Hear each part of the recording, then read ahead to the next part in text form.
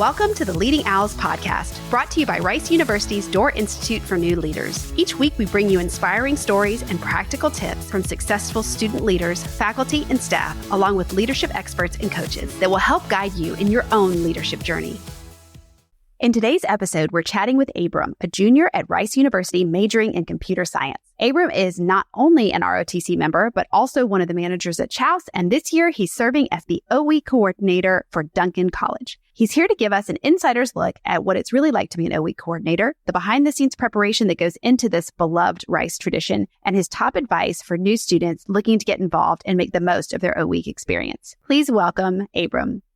Hi, Abram. Thank you so much for joining us. Can you give us just a quick rundown about yourself, your name, major, year, residential college, and some of the leadership roles you've held on campus? Yeah, so my name's Abram. I'm a rising junior at Duncan studying computer science, and I'm an ROTC. It's like kind of where I have a lot of the leadership thing. They try to talk to us about that a lot. And right now I'm an OE coordinator at Duncan, and I'm also one of the managers at Chaus right now. We're helping with another manager. We're managing over summer together. It's us two. Oh, that's awesome. I love Chaus. I typically only go in the summer because the line is always so long. Oh, yeah. Definitely just bring like $1 bill in your own mug. You just get the line, get the coffee, and get out. It's really great. That's a great tip. Really good tip, especially for freshmen coming in. They don't know that yet. Oh, yeah.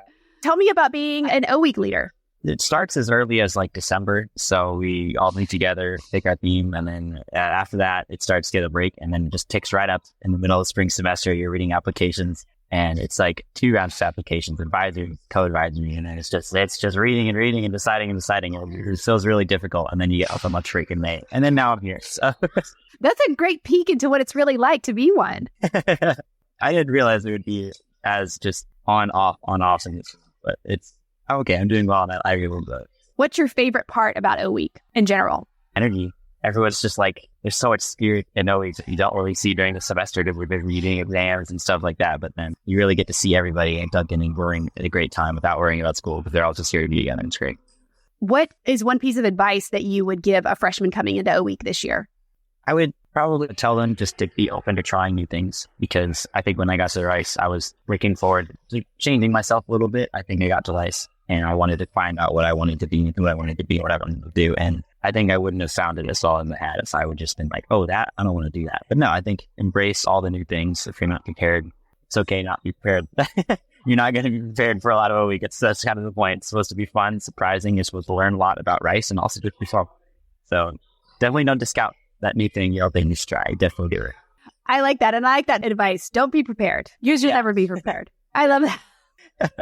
I think it's more fun for us too when you're not prepared to get surprising. It's really fun. Do you remember like back in your life what your first leadership role was that you took on, like high school, middle school? Oh yeah, I do. It was I hadn't thought about it in a while. It was in high school. I was like a sophomore and I was in Science Olympiad and I was on the ping pong parachute team where you like build a rocket, a ping pong ball at the top and it parachutes down. And I was the team captain for that. We just made we took Dr. Pepper bottles and just launched ping pong balls and like a parachute made out of like plastic canvas. It was fun. I think that was the first time where I saw like my decisions pay off as a leader because we did from the changes that we made that I thought to make, we did and are better than the year before. So it was definitely fierce. That is a really cool first leadership position, I have to say. It wasn't nowhere near as serious as anything else I've done, but it was really fun. And I love that you had like measurable results. Want to do better the next year. Yeah, I love it. What was your first leadership role at Rice? I want to say it was either something in ROTC, but I think I wouldn't really count that. And that was kind of the leadership role I had at first. But I think something that I would really count as my first leadership role was being the health and maintenance manager at Chaus. So whenever a machine broke, people would call me and I would have to make decisions. Is it going to work this long? Am I going to fix it? Or am I going to be able to do it myself? And then it was gaining knowledge and being able to attain our responsibility through that knowledge. It was my first leadership role, I think, where I really had some big responsibilities. I think that was my first leadership role at Rice because that was something on the campus and all OTC outside of Rice. Like if I messed up and that espresso machine went down, nobody was getting espresso at Rice. Kind of jarring, but I really enjoyed it. That's a big impact to campus. That really impacts everybody. Every other coffee shop gets more people. Chaus has to come to games. It was pretty big. And I really probably getting the thresher espresso machine down. That can't be good, but yeah. What advice would you give to freshmen who are coming into Rice who want to get involved in leadership on campus?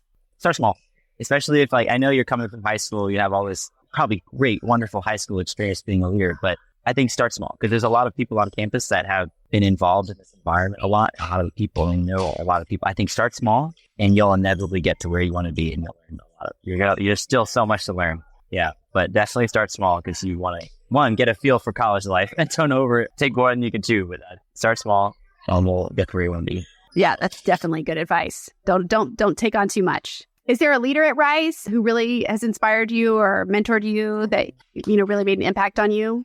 Yeah, I think when I got hired at Rice Coffee House, I was a freshman. That was like my first semester. Fall 2022, I got there.